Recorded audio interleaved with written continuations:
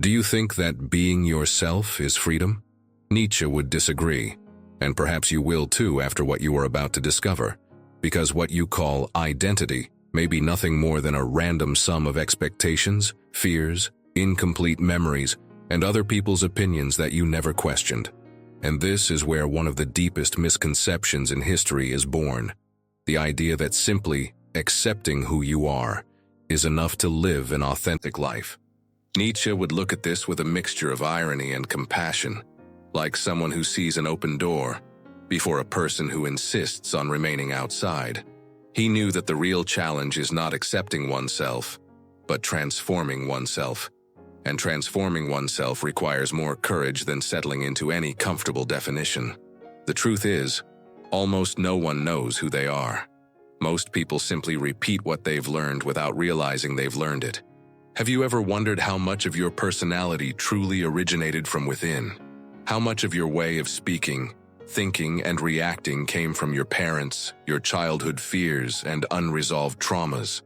Nietzsche said that modern man lives surrounded by noise, opinions, values, demands, and that this tumult stifles his ability to hear his own voice.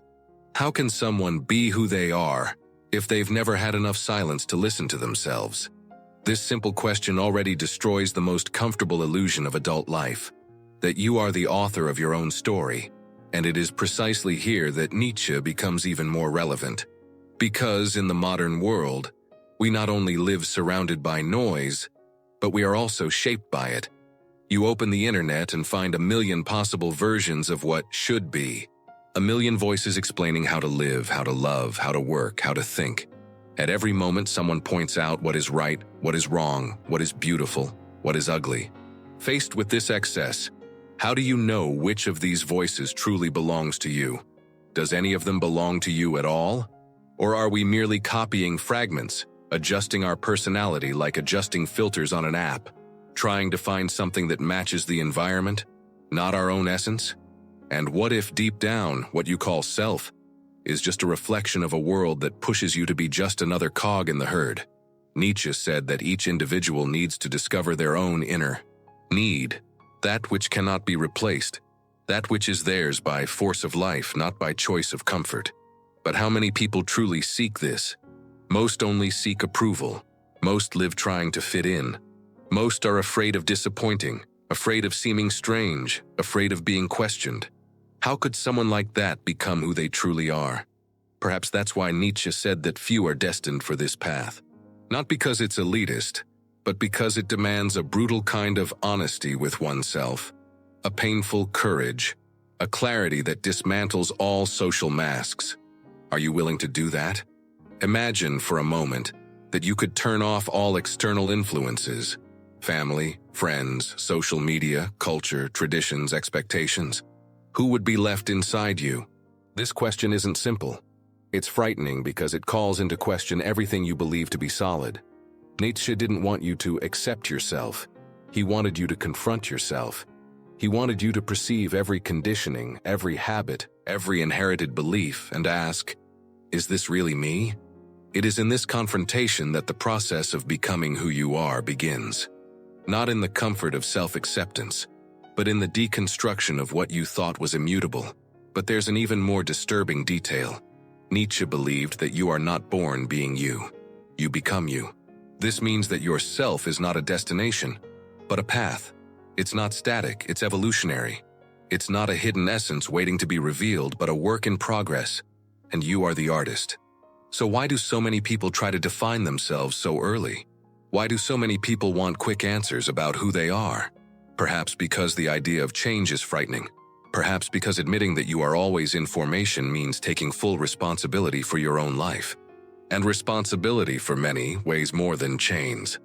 If becoming who you are were simple, it wouldn't have become the most misinterpreted concept in modern philosophy. Because gaining autonomy is painful, breaking patterns requires strength. Silencing the world to hear yourself is an act of rebellion, and yet that is exactly what Nietzsche demands of those who wish to live authentically. It is not enough to reject the masks imposed by others. It is necessary to create a new face, a new direction, a new way of existing. And this raises an inevitable question. How far are you willing to go to discover who you can become? Perhaps you feel, at this moment, a slight unease. A part of you that realizes you carry more voices inside your head than you'd like to admit. A part that wonders how many decisions in your life were truly your own. Nietzsche would call this feeling the first sign of life, the first movement of the awakening spirit. And when this awakening begins, there is no turning back. Because when you realize you've spent years living within the expectations of others, something breaks forever. And this rupture is necessary. It's the beginning. It's the door opening. And that's why this first part needs to end here. At the exact moment you start to see the crack in the mirror. The image you thought you knew no longer seems so stable. The question begins to arise. The discomfort too. And it is in this space between doubt and curiosity that the journey to becoming who you are truly begins. The next section will delve deeper into this point.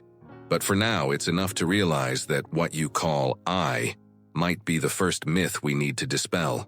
Sometimes the process of discovering who you are doesn't begin with a grand moment, but with something minimal, almost invisible, like that instant when you feel you're living someone else's life. It's a subtle feeling, but one that weighs like a silent warning. Nietzsche said that the true prison of humankind is obedience to the expectations of others. And it is precisely at this point that many realize they are not becoming who they truly are, but what they have learned to represent. But the curious thing is that this perception almost never arises from an immediate shock. It emerges in the details.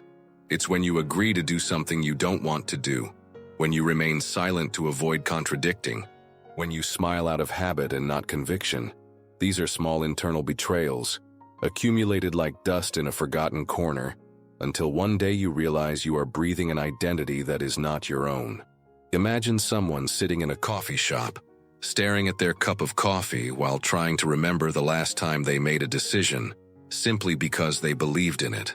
Not because it seemed right, not because it pleased someone, but because it was true. This person might remain there, motionless for long minutes as if facing a closed door within their own mind.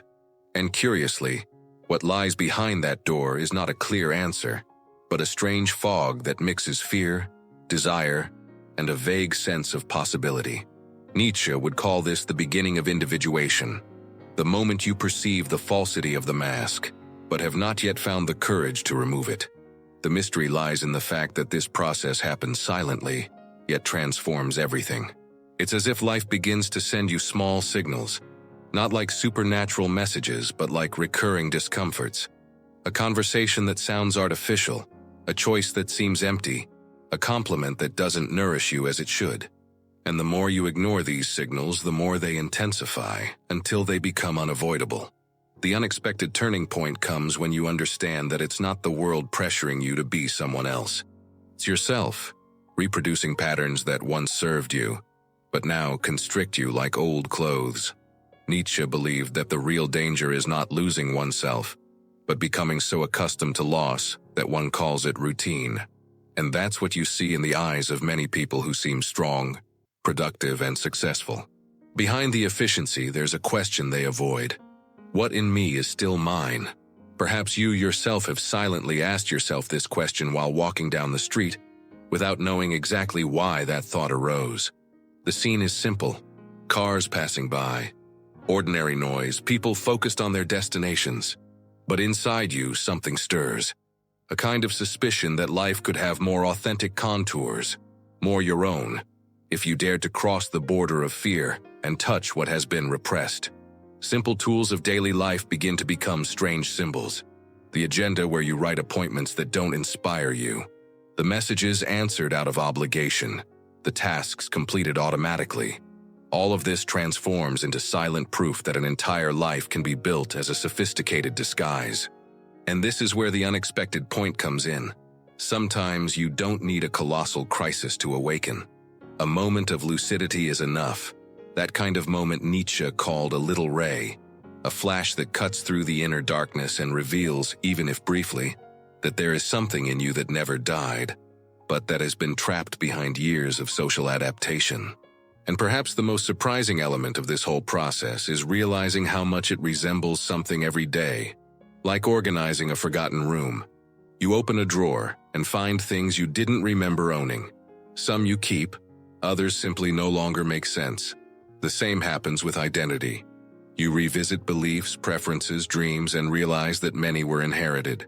And in this discovery, there is a mixture of relief and estrangement. Relief at finally seeing, estrangement at realizing how much you carried that wasn't yours. It's an intimate archaeology, each layer revealed with care. And suddenly, what seemed simple transforms into a profound mystery. How many fragments within you truly belong to your essence? And it is precisely here that the expectation for the next step arises. Becoming who you are doesn't mean inventing something new, but recovering what has always existed beneath the rubble of expectations. The challenge, however, is recognizing this true you amid so many versions you've learned to portray. The public generally believes that this type of change requires extreme courage. But surprisingly, it can begin with a minimal gesture, admitting to yourself that something is out of place. This admission is the first act of radical honesty, and an entire life can change from that point on. There comes a point along the way when the search for one's own identity ceases to be merely a restlessness and becomes an almost physical tension, as if something inside you is ready to break through an old layer. Nietzsche said that no one transforms while they are too comfortable, and it is precisely in this growing discomfort that the real personality begins to move. It's no longer about realizing that you are living inherited behaviors, but about feeling that there is an internal force pushing against them. It's as if a forgotten part of you is calling, insisting, demanding space after years of being silenced. This force is not born from chaos, but from a lucidity that grows slowly, like a flame that intensifies even without wind. When you reach this stage, the old justifications begin to lose weight. What you once defended with conviction now seems fragile, almost strange. You realize that many of your opinions were shaped by the fear of being judged and not by the search for inner truth. And this realization, while liberating, is also unsettling. It's like waking up in a room you thought you knew, but discovering doors you'd never seen before. Suddenly, you begin to question the origin of every impulse. What do you really want? What do you really believe? Which idea, among all those that accompany you, truly bears your signature? And here comes the first inevitable break. When was the last time you felt that a decision was entirely your own, without interference from external expectations? The answer to this question may be uncomfortable, but it opens a new window into understanding the process. Because contrary to what many imagine, becoming who you are doesn't mean discovering a pure self hidden deep within your soul. It means taking responsibility for your own chaos, your own desires, your own potential, and shaping all of that into something solid. Nietzsche believed that true identity is built like a work of art. It is not born ready-made, it is honed over time, with cuts, mistakes, adjustments, and courage. And it is precisely at this moment that you begin to realize that the greatest resistance is not in the world, but in your attachment to the characters you have played for so long. There are people who spend their entire lives defending identities that don't liberate them. They say they are just like that, as if it were impossible to change. But this phrase is usually just a shield to avoid the risk of confronting their own depths. Because change isn't just uncomfortable, it's risky. It implies admitting that you may have lived years out of sync with what you could have truly been. And this realization weighs heavily. But paradoxically, it's what offers the first real chance to start over. It's like breaking through the ground to find fertile ground beneath the rubble.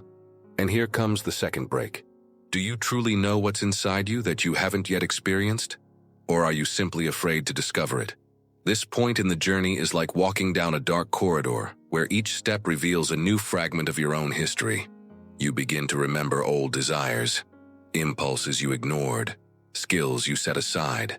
And these fragments don't emerge as harmless memories, but as provocations. They ask you why they were abandoned, what part of you decided didn't deserve to exist. Nietzsche would call this the return of the free spirit, not as a mystical concept, but as an internal cleansing that removes the excess until only the essential remains. And the essential, by definition, never hides for long. The interesting thing is that, as you become aware of this, you also realize something unexpected. Discovering who you are doesn't eliminate fear. It remains there, present, steadfast. What changes is your relationship with it. You stop obeying it and learn to treat it as a sign. Fear ceases to be an enemy and becomes an indicator. It points exactly to where you need to go. Not because there is danger, but because there is life. Nietzsche said that someone's greatness can be measured by the amount of truth they are capable of enduring. And at this point in the journey, you begin to endure more and more, and to want to endure even more. And here comes the third, abrupt break, to prevent the mind from slipping into comfort. Are you ready to let go of the image you've built of yourself in order to find the truth you haven't yet experienced? This question doesn't demand an immediate answer. It functions like a seed. It takes root, germinates, and grows slowly. Because the next stage of the journey, the one that will decide if you truly become who you are, requires something deeper than courage. It demands radical honesty, a silent commitment to no longer run from yourself. And when that commitment is born, even timidly, everything around seems to gain a different gravity. Choices change, relationships change, the vision of the future changes. You begin to feel life not as a street you need to follow, but as a territory you can build upon. And from this point on, the transformation ceases to be theoretical and begins to become inevitable. There's a unique moment in the journey of self-discovery, when reality begins to behave like a distorted mirror. Nothing seems exactly the same as it was before, and yet everything remains in the same place. It's as if the world is testing you, observing whether your intention to change is genuine or just another empty promise that dissolves when confronted with the slightest resistance. Nietzsche said that life is a great interrogator, a force that is not satisfied with superficial answers. It presses, squeezes, demands that you prove with actions what you say you want to be. And when this phase arrives, it always brings unexpected situations that act as hidden triggers to reveal your essence. Many people report, during periods of profound transition, that they begin to attract improbable, almost symbolic events. Like the young man who decided to abandon a career he hated, but maintained because it pleased his family. On the day he finally mustered the courage to say he wouldn't return to the office, he missed his transportation, got caught in a torrential downpour on the way, and then received a last-minute call offering him a promotion he had dreamed of for years. Each of these events seemed to push him back towards the life he was trying to leave behind. Curiously, when recounting the experience, he said he felt it wasn't a coincidence, but a test.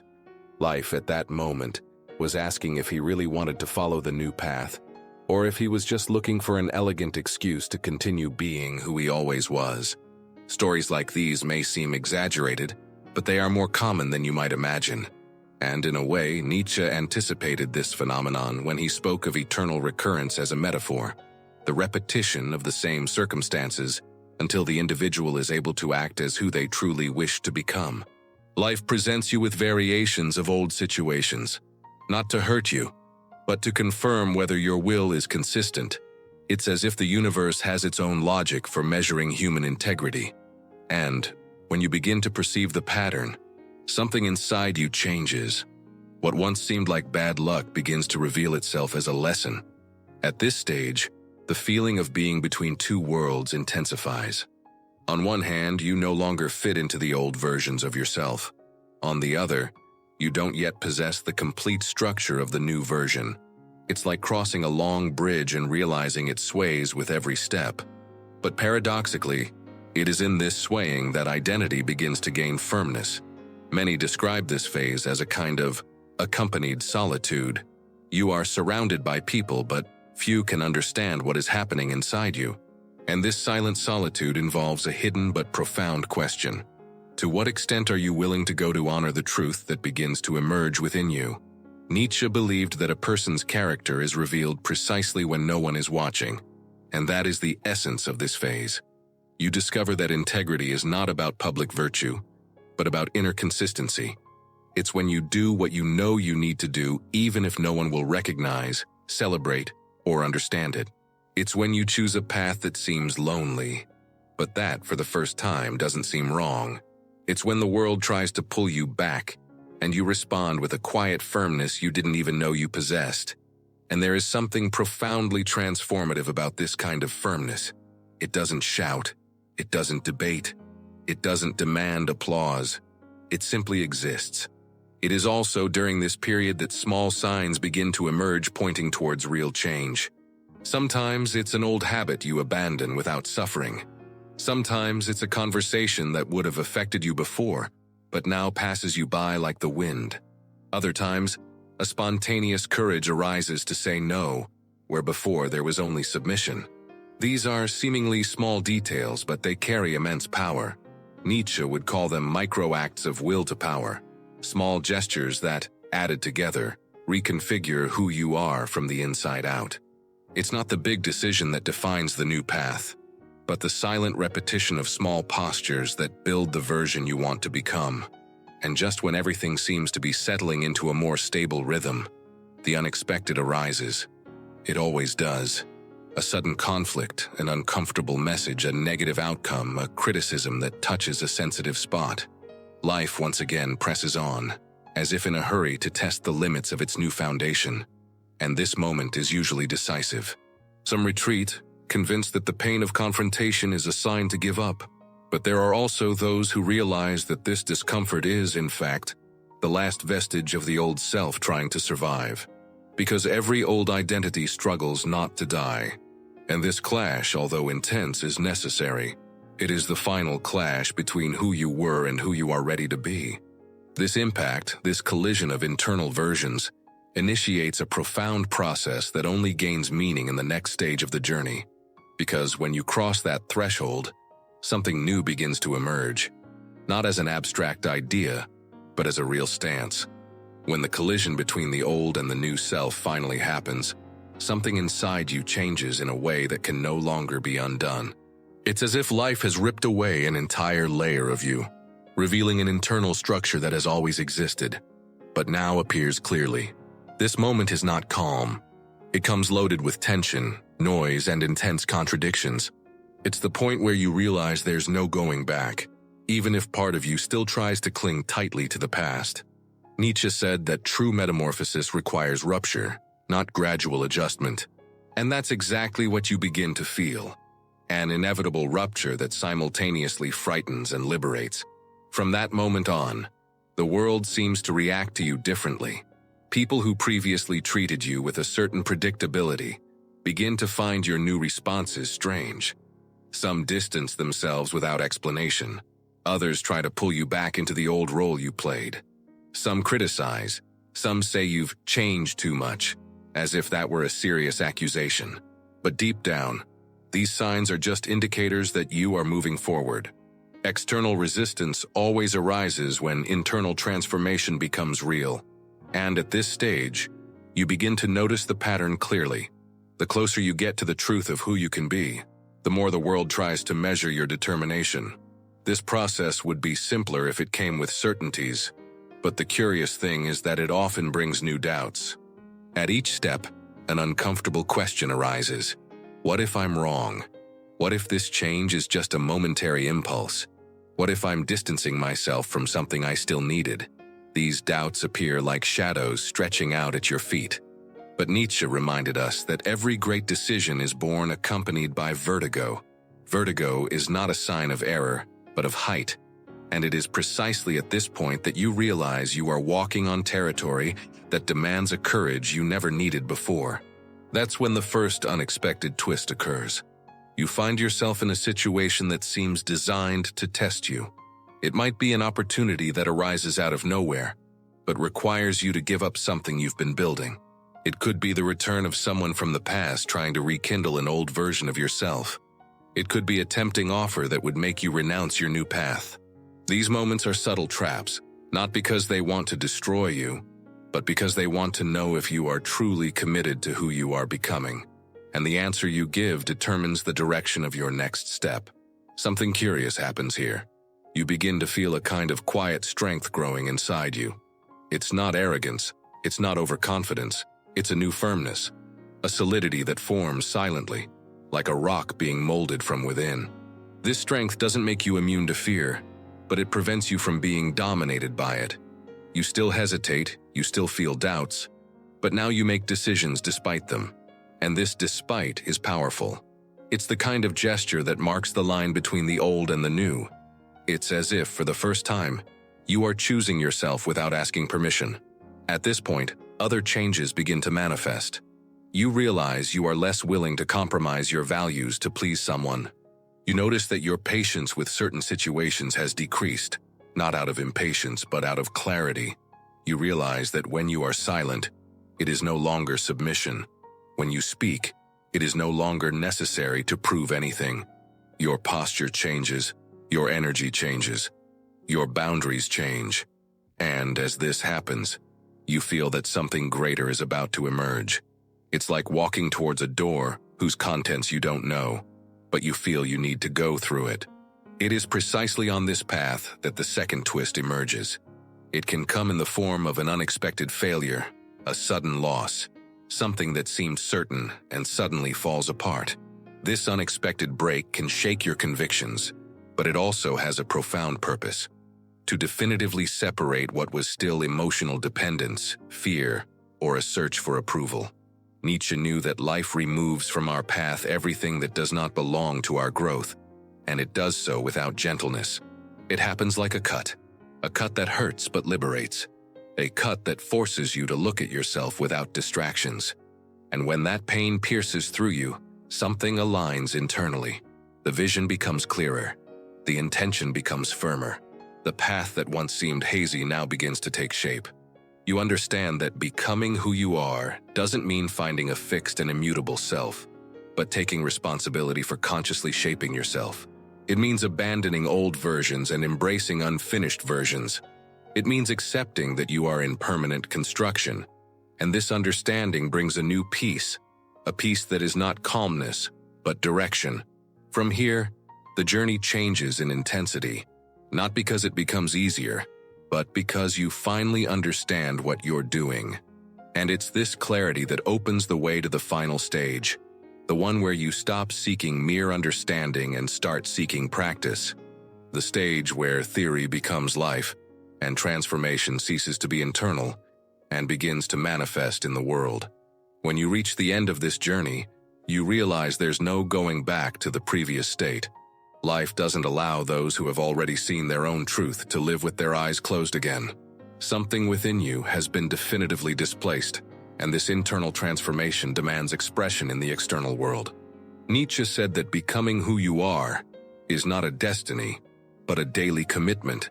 A commitment that demands presence, discipline, and above all, courage. And now, more than ever, this courage needs to translate into action. The first step to living this new identity is to consciously accept that no one will do it for you.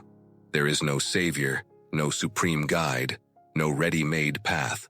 The strength that builds your character comes from within, not from without. This means that every decision, however small it may seem, carries the weight of defining who you are becoming. When you choose silence where you previously reacted impulsively, you are shaping your essence. When you decide to act even when afraid, you are proving to yourself that willpower matters more than discomfort. When you renounce the old habit that is dragging you down, you are opening space for a new kind of existence. And it is at this point that a profound understanding begins to emerge. You don't become who you are by finding answers, but by asking better questions. Questions that cut through illusions, that challenge your excuses, that unmask your automatic repetitions. Questions like, does this come from me or from fear? Am I doing this willingly or out of conditioning? Does this choice honor the person I want to be or feed the person I need to leave behind? These questions transform your life because they force you to stop living on autopilot and start living with intention. Practice isn't glamorized. Often it's silent and even solitary. It's the daily work that no one sees, like organizing your routine to get closer to your principles, abandoning environments that sabotage your growth, creating new thought patterns that support who you are becoming. Nietzsche reminded us that each individual must become the sculptor of themselves, and this requires persistence. You don't sculpt a strong life with random strokes. You sculpt it with consistency, focus, and the willingness to start over as many times as necessary. And throughout this process, something unexpected happens. You begin to notice that your old needs for approval diminish. The weight of others' expectations loses its power. You feel less concerned with pleasing others and more interested in being honest. This change is not arrogance, it's maturity. It's the awareness that living to please the world is dying to yourself. And this discovery, however simple it may seem, redefines your entire way of living. Because when you finally decide to be honest with yourself, everything around you begins to reorganize itself. This inner movement paves the way for the second essential practice, accepting that discomfort is an inevitable part of building the new self. There is no way to grow without going through zones of friction. Discomfort is a sign of expansion, not of error. When you distance yourself from relationships that diminish you, it hurts. When you abandon old habits that numb you, it hurts. When you put yourself in situations that demand responsibility and presence, it hurts. But this pain has a purpose. It is what shapes the strength you came to seek.